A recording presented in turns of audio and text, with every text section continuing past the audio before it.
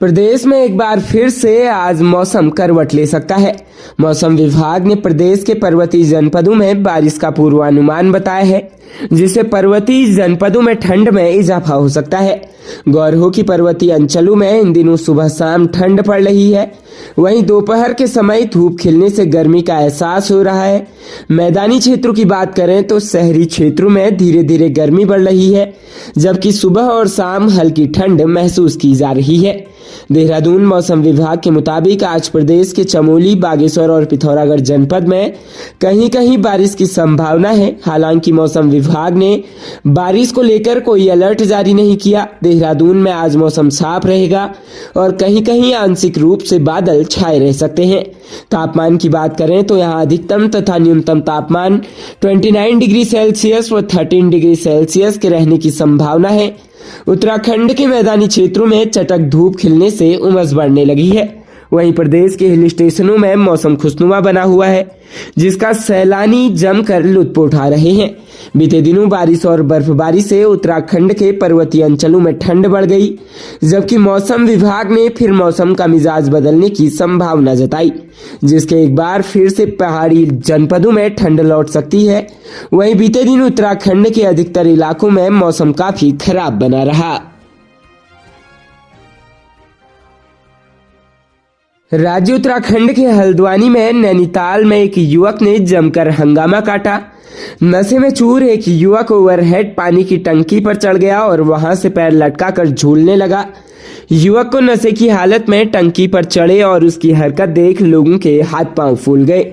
इस दौरान युवक ने टंकी पर चढ़कर जोर जोर से चिल्लाना शुरू कर दिया। युवक की इस हरकत को देखते हुए लोगों ने हल्द्वानी कोतवाली पुलिस को सूचना दी। इसके बाद मौके पर पहुंची पुलिस ने किसी तरह युवक को समझा बुझाकर नीचे उतारा। हल्द्वानी के राजपुरा क्षेत्र में एक युवक नशे में पानी की टंकी पर चढ़ गया। कुछ देर युवक टंकी पर लगे ग्रिल को पकड़कर नीचे की तरफ झूलने लगा। गनीमत रही कि युवक गिरा नहीं तो बड़ा हादसा हो सकता था। वहीं युवक को नीचे उतारने के लिए पुलिस कर्मियों को काफी मशक्कत करनी पड़ी। इसके बाद पुलिस ने युवक को हिरासत में लिया और थाने ले गई, जहां थाने में युवक को कई घंटे तक बैठाए रखा, जिसके बाद उसका पुलिस एक्ट में चालान किया गया।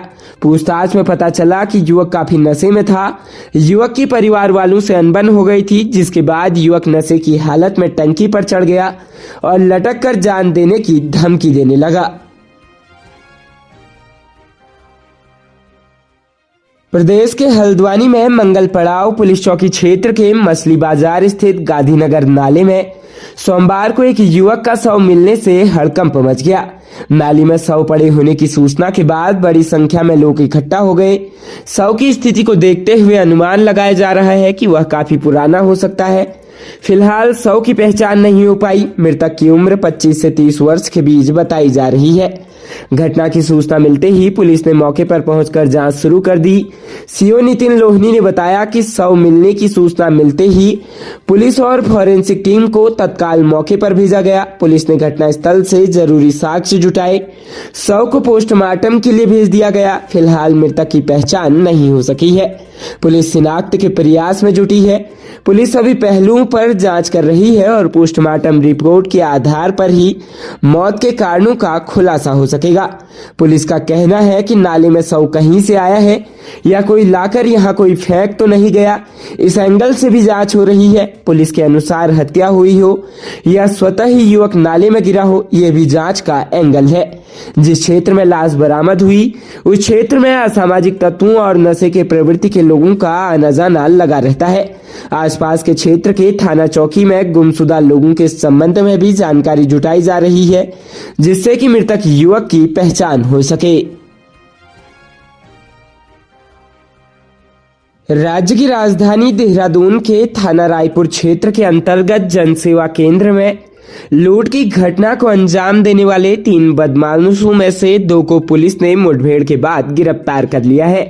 एक बदमाश के पैर में गोली लगने से घायल हुआ, जबकि दूसरे बदमाश को पुलिस ने मौके पर अरेस्ट कर लिया। पुलिस द्वारा घायल बदमाश को इलाज के लिए अस्पताल में भर्ती कराया गया। साथ ही लूट की घटना को अंजाम देने वाले तीसरे बदमाश की तलाश जारी है। बता दें कि 11 मार्च को रायपुर क्षेत्र के अंतर्गत जैन प्लाट के पास 3 बदमाशों ने दिन दहाड़े जनसेवा केंद्र में तमंचे के बल पर 2 लाख रुपए की लूट करके स्कूटी से फरार हो गए थे। बदमाशों ने जनसेवा केंद्र के काउंटर में रखे 2 लाख रुपए उठा लिए, जिसके बाद से पुलिस लगातार बदमाशों की तलाश में जुटी हुई थी। वहीं रविवार देर रात को दून पुलिस रानी पोखरी थाना क्षेत्र में चेकिंग कर रही थी, तो उसी दौरान स्कूटी पर सवार बदमाश चेकिंग बैरियर पर न रुककर जंगल की तरफ भाग गए। पुलिस ने उनका पीछा किया तो बदमाशों ने पुलिस पर फायर करना शुरू कर दिया, जिसके बाद पुलिस द्वारा जवाबी कार्रवाई में एक बदमाश के हाथ और पैर में गोली लगने से वह घायल हो गया। साथ ही दूसरे बदमाश को गिरफ्तार किया गया। पुलिस द्वारा घायल बदमाश को जॉली ग्रांट अस्पताल में भर्ती कराया गया। वहीं पुलिस अधिकारियों ने घटनास्थल का निरीक्षण कर जानकारी ली गई। साथ ही जॉली ग्रांट अस्पताल जाकर बदमाश से पूछताछ भी की। एसएसपी देहरादून अजय सिंह का कहना है कि मुठभेड़ में घायल और गिरफ्तार बदमाश थाना रायपुर में जनसेवा केंद्र में हुई लूट की घटना में शामिल थे। मुठभेड़ के दौरान बदमाश से चोरी की मोटरसाइकिल, एक देसी तमंचा व 4 जिंदा और 2 खोखा कारतूस बरामद किया गया।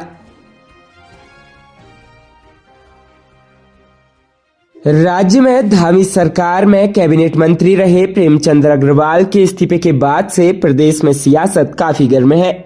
बदलते घटनाक्रम में कैबिनेट विस्तार की चर्चाएं जोर पकड़ रही है।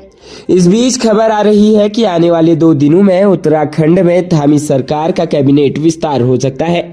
साथ ही नए मंत्रियों का शपथ ग्रहण भी जल्द हो सकता है। कैबिनेट विस्तार पर चर्चा के लिए सीएम धामी दिल्ली रवाना हो चुके हैं। बीजेपी प्रदेश अध्यक्ष महेंद्र भट्ट पहले से ही दिल्ली में मौजूद है। अब राज्यपाल भी दिल्ली दौरे पर जाने वाले हैं। ऐसे में बन रहे सियासी समीकरणों को देखते हुए अंदाजा लगाया जा रहा है कि आने वाले 1-2 दिनों में धामी सरकार की कैबिनेट का विस्तार हो सकता है। राज्य उत्तराखंड के राज्यपाल गुरमीत सिंह ने कैबिनेट मंत्री प्रेमचंद अग्रवाल का इस्तीफा मंजूर कर लिया। प्रेमचंद अग्रवाल ने कल 16 मार्च रविवार को मुख्यमंत्री धामी को अपना इस्तीफा दिया। प्रेमचंद अग्रवाल ने विधानसभा में बजट सत्र के दौरान अपने एक बयान को लेकर विवाद में फंस गए थे। राज्य में हर तरफ से उनकी इस्तीफे की मांग बढ़ने लगी थी। राज्य भर में धरना प्रदर्शन हो रहे थे, जिसके बाद धामी सरकार पर भी दबाव बढ़ गया था। इसी दबाव में प्रेमचंद अग्रवाल ने रविवार को खुद ही मुख्यमंत्री को इस्तीफा सौंप दिया। बताया जा रहा है कि राज्यपाल ने कल 16 मार्च शाम को प्रेमचंद अग्रवाल का इस्तीफा मंजूर कर दिया था, लेकिन उसकी जानकारी राज्यपाल ने 17 मार्च को दी है। बता दें कि प्रेमचंद अग्रवाल देहरादून जनपद की ऋषिकेश विधानसभा से विधायक हैं। इस सरकार में जहां बीजेपी ने उन्हें कैबिनेट मंत्री की जिम्मेदारी दी थी, तो वहीं 2017 से 2022 के बीच प्रेमचंद अग्रवाल उत्तराखंड विधानसभा के अध्यक्ष भी रहे हैं।